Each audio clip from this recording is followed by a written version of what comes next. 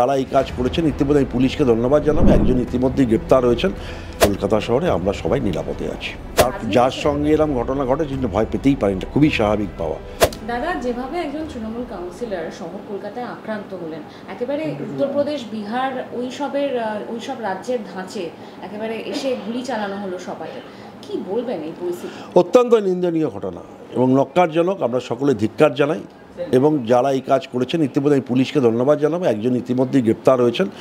Police তদন্ত করে যারা আরও যদি কেউ থাকেন এর সঙ্গে তাদের গ্রেপ্তার করুক। পুলিশের ভূমিকা নিয়ে প্রশ্ন তুলছেন খোদ মেয়র নিজেই। তিনি বলছেন যে পুলিশ কি করছে, কেন মুখ্যমন্ত্রী বারবার বলার পরেও বাইরে থেকে আর্মস আসছে, কেন বাইরে থেকে দুষ্কৃতীরা আসছে?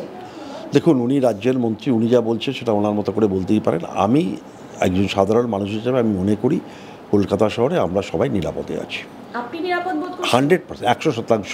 সুশান্ত ঘোষ তিনি তো রীতিমতো ভয়ে ছিলেন এবং গতকাল তিনি জানিয়েছেন যার সঙ্গে এরকম ঘটনা ঘটে কিন্তু ভয় পেতেই পারেন, এটা খুবই স্বাভাবিক পাওয়া।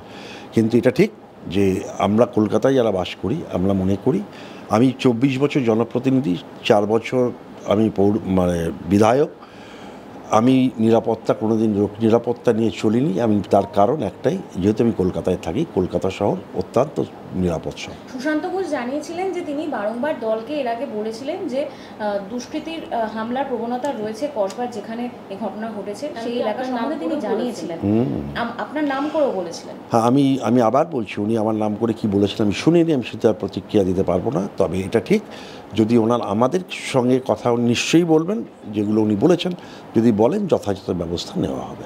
দাদা, জনপ্রতিনিধিদের যখন এই অবস্থা, তো সাধারণ মানুষের নিরাপত্তা নিয়েও তো একটা প্রশ্ন। আমার মনে হয় আপনাদের হয় উত্তরটা আমি আপনাকে বোঝাতে পারছি না। আমার দুর্ভাগ্য যে আমি যে বা বলছি আপনি বুঝতে পারছেন না। তবু আরেকবার চেষ্টা করি আমার সীমিত বুদ্ধি নিয়ে আপনাদের বোঝাবার। সেটা হচ্ছে যে আমি মনে করি কলকাতা শহরের প্রতিটি জনপ্রতিনিধি থেকে শুরু করে সাধারণ মানুষ সবাই অত্যন্ত নিরাপদ। বাংলা হান্টের আরও খবর দেখতে নজর রাখুন। বাংলা খবর মানেই বাংলা হান্ট।